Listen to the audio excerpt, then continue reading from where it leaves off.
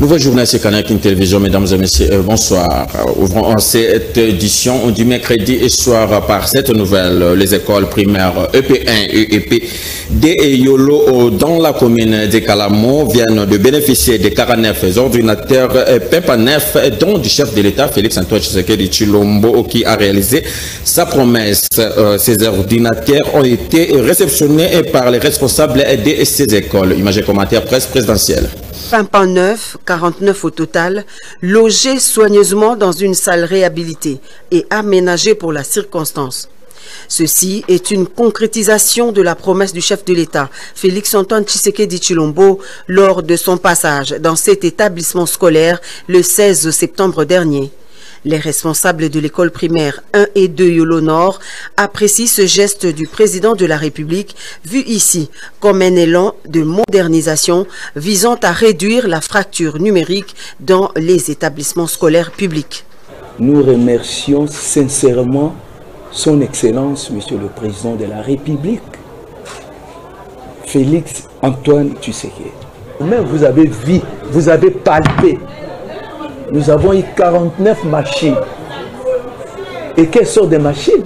Même si je ne suis pas encore parti en Europe, mais je vois que je suis en Europe. Nous sommes dans la joie. On a reçu les chefs de l'État ici lundi 16 septembre 2024. Juste l'entretien qu'on a eu avec lui au bureau là-bas, je vois que parmi les choses qu'il nous a promis, les choses se manifestent maintenant. Vraiment, nous confirmons que c'est un bon père de la nation et surtout qui est garant de la gratuité. Dans un monde de plus en plus connecté, la manipulation de l'outil informatique est essentielle pour les jeunes écoliers. Si les parents d'élèves disent toute leur gratitude aux garants de la nation, les enseignants, eux, plaident pour une remise à niveau qui leur permettra d'enrichir les méthodes d'enseignement afin de faciliter l'apprentissage.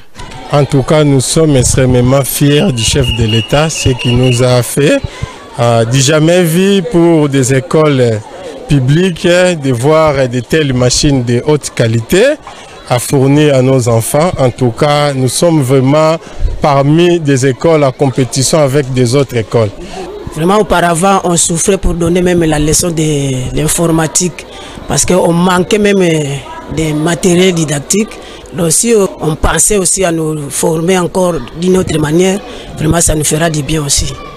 La dotation des ordinateurs à l'EP1 et 2 Yolo Nord, premier établissement officiel en République démocratique du Congo, construit en 1945, marque un tournant louable dans l'engagement du président Félix-Antoine Tshisekedi Tshilombo envers l'éducation. En offrant aux élèves des ressources modernes, le chef de l'État prouve à quel point l'avenir de l'éducation est prioritaire. Prenons la direction de l'Assemblée nationale où le président de l'Assemblée nationale, Vital Kamerhe, a exhorté les membres de la commission socio-culturelle à être le défenseur du bien-être des Congolais. Les détails dans cet élément que nous propose Gilles Boulembe. C'était pendant qu'il faisait la ronde de quelques locaux récemment réhabilités par le bureau de l'Assemblée nationale que le speaker de la Chambre basse du Parlement a débarqué dans la salle de banquet à la surprise et joie de tous les membres de cette commission. Sur place, le professeur Vital Kamerhe a prodigué quelques conseils à ses élus du peuple en les appelant à travailler dans l'harmonie. Il a par la suite donné quelques orientations sur le travail que le bureau de l'Assemblée nationale attend de cette commission, l'une des plus importantes de la Chambre basse du Parlement. Il y a des commissions qui sont des organes techniques qui aident le président ou dans le bureau de l'Assemblée dans sa charge, et la commission est composée de sous-commissions. Donc, en ce qui concerne la commission socio-culturelle, nous avons 3 sous-commissions pour l'instant, mais au regard de l'importance de cette commission qui s'occupe de tout ce qui est social du Congolais, donc il a été question qu'on puisse élargir, donc on en aura 4. La sous-commission relative à la recherche scientifique.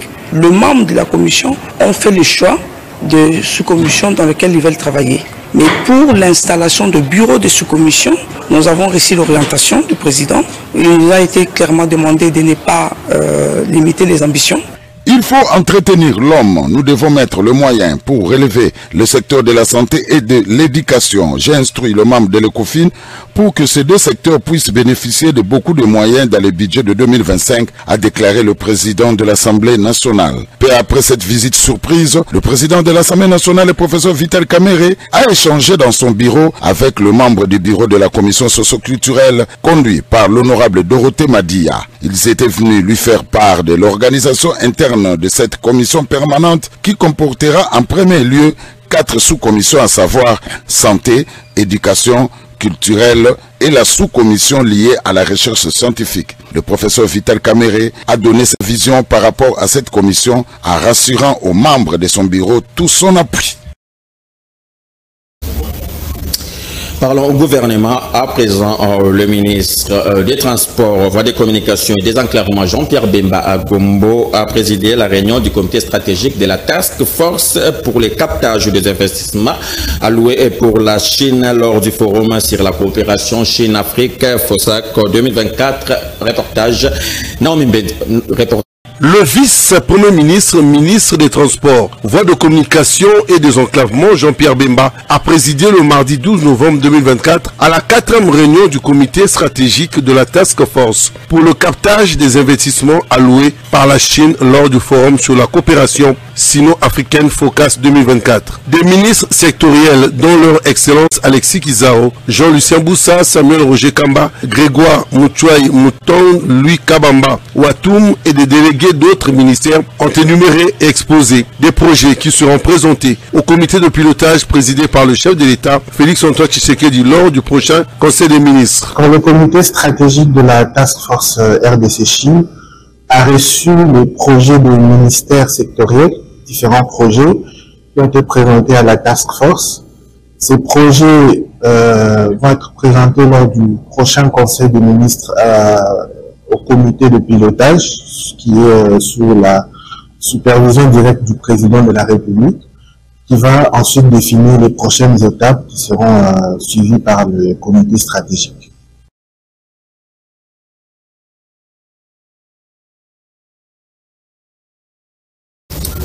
Restons toujours à la vice-primature des transports et voies des communications pour prendre cette nouvelle naufrage dans les eaux de la RDC. Des armateurs membres de la FEC engagés à respecter les mesures de sécurité prises par le gouvernement congolais.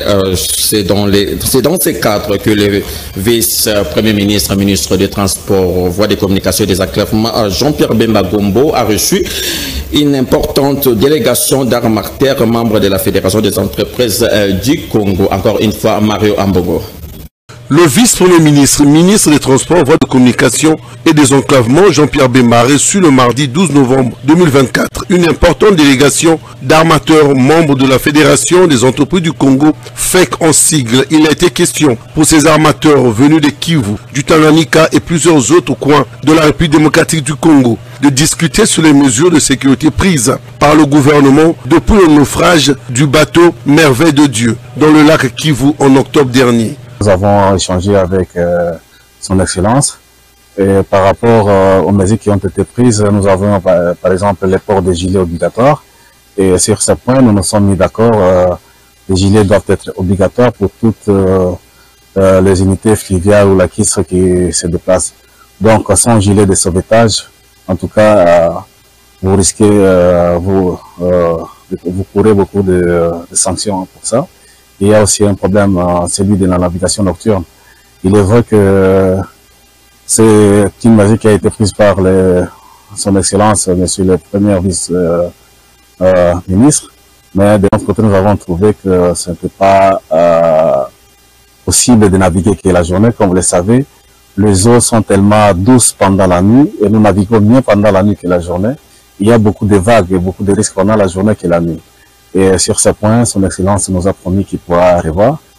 En croire M. Didier Moukoma, qui a conduit cette importante délégation de 12 entrepreneurs congolais, après échange avec le vice-premier ministre Jean-Pierre Bemba, les armateurs se sont engagés à respecter toutes les mesures prises par le gouvernement à travers le ministère des Transports. Ils attendent cependant une révision en ce qui concerne la mesure d'interdiction de navigation nocturne pour les armateurs du lac Kivu et Tanganyika, où la navigation est favorable la nuit selon leur dire.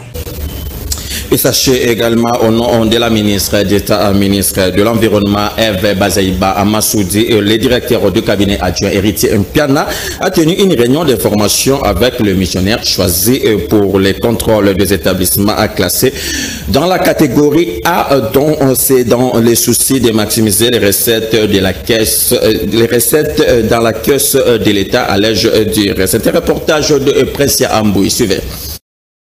Sur instruction de la ministre d'État, ministre de l'Environnement et Développement durable, le directeur de cabinet adjoint Héritier Mpiana Pierre a tenu une séance d'information et de remise à niveau des missionnaires dédiés à la mission de contrôle des établissements classés de la catégorie A, dont les inspecteurs, les OPJ, les auditeurs, ainsi que les experts du ministère.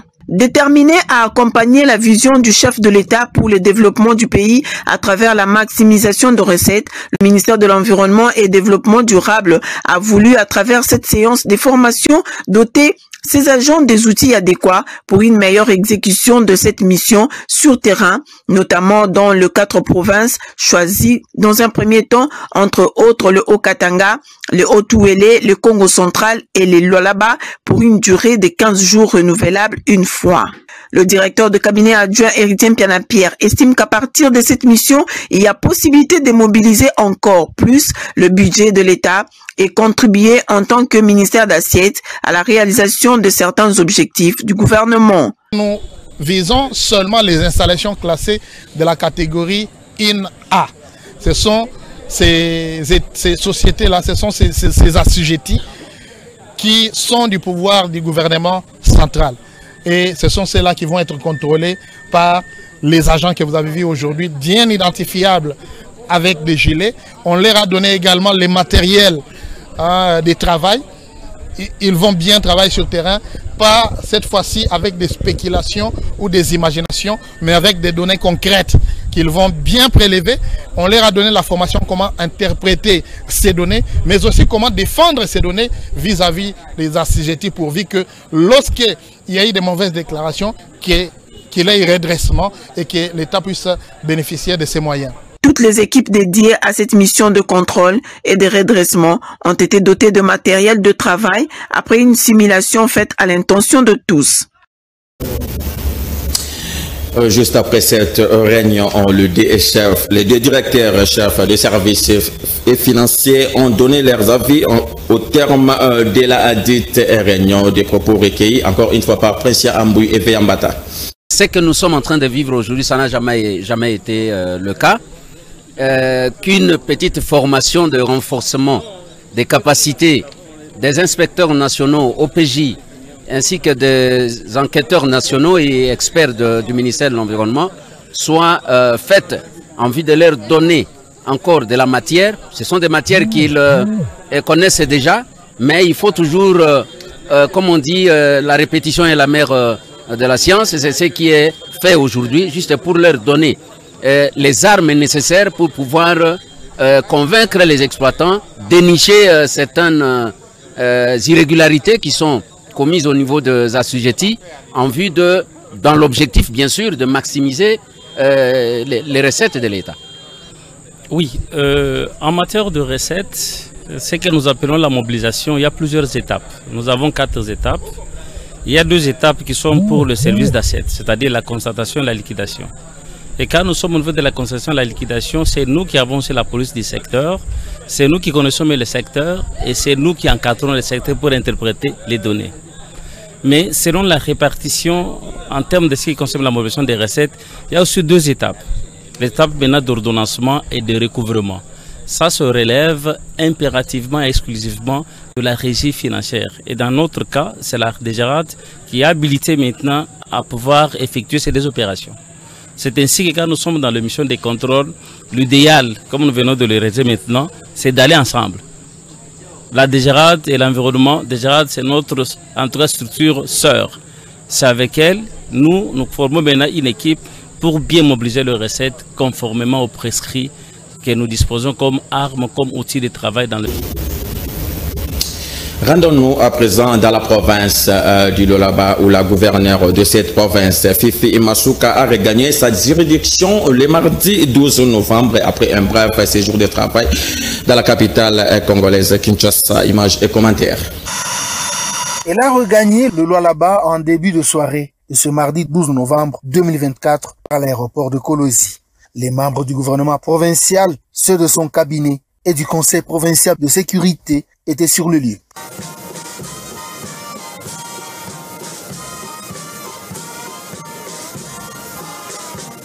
Après les honneurs militaires, la gouverneure de province a procédé à la salutation des membres de son équipe gouvernementale, des responsables des cabinets ministériels et d'autres structures étatiques de la province et cadres des formations politiques de l'Union sacrée de la nation.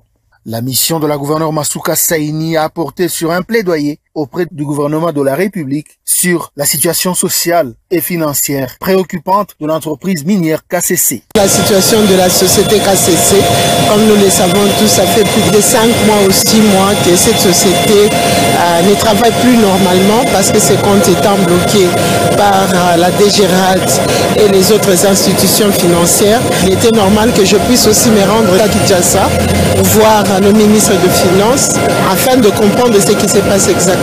Je tiens à dire merci au chef de l'État car il a pu me recevoir et il avait l'oreille attentive par rapport à la situation de travailleurs des KCC et il a donné l'ordre que les négociations puissent se faire. Ce qui a été fait ce matin est une bonne nouvelle et que la situation a été rétablie. Au sortir de l'aéroport, l'autorité provinciale du Lualaba a été ovationnée par une frange de ses administrés.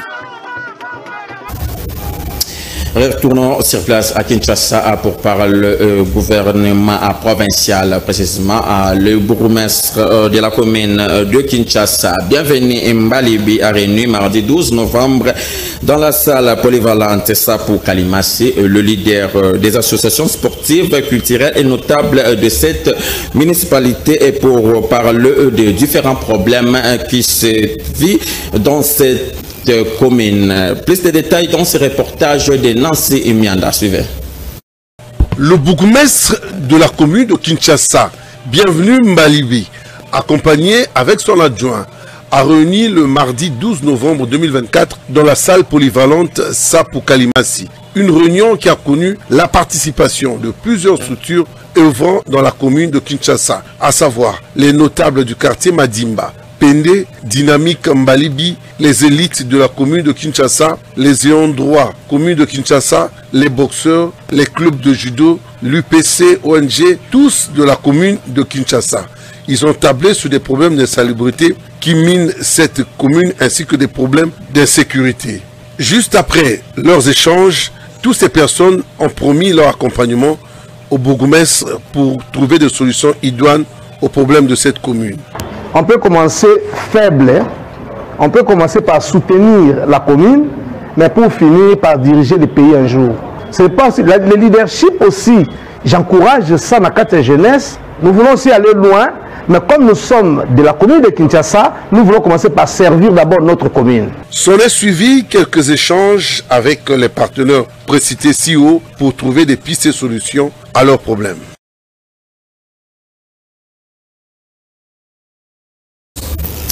Restons toujours dans cette commune de Kinshasa où il y a eu présentation du nouveau comité du Haut Conseil des Maliens vivant en République démocratique du Congo. C'était le dimanche 10 novembre 2024. Et à cette occasion, le numéro 1 de la commune de Kinshasa, Bienvenue Mbalibi, a reçu de la part de la communauté malienne des outils de travail pour le bien-être de sa municipalité. Encore une fois, Nancy Mianda, rendu par Mario Ambogo. Lancement officiel de la présentation du nouveau gouvernement du Haut Conseil des Maliens en République démocratique du Congo. Cette cérémonie a connu la participation des grandes personnalités de la commune de Kinshasa, du bourgmestre et de son adjoint, et aussi de l'adjoint de la commune de Lagombe ainsi que quelques députés nationaux, des conseillers communaux, des chefs du quartier ainsi que les communautés maliennes et autres personnalités. Des diplômes de mérite ont été remis au président élu Mamadou Gakou ainsi que le secrétaire général du Haut Conseil des Maliens qui appelle la population malienne à accompagner le bourgmestre dans sa tâche. Ce que je demande à la population malienne, c'est d'être derrière le chef, de l'accompagner. Accompagner le chef, c'est le devoir de conseil, c'est d'être avec lui, donc de répondre à ses appels et également d'être patient. Parce que les défis qui sont là ne sont pas des défis à relever un seul jour, mais ce sont des défis qui doivent être relevés, donc pas à pas.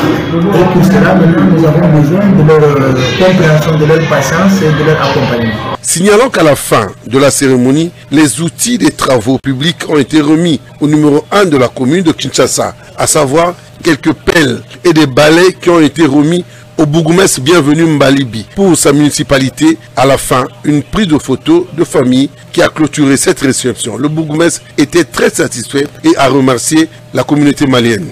Je crois qu'en ce moment, aucun mot ne peut valablement exprimer cette émotion sans maintenant rapport à ce cadeau surprise que vous venez de faire à notre commune, la commune mère de Kinshasa.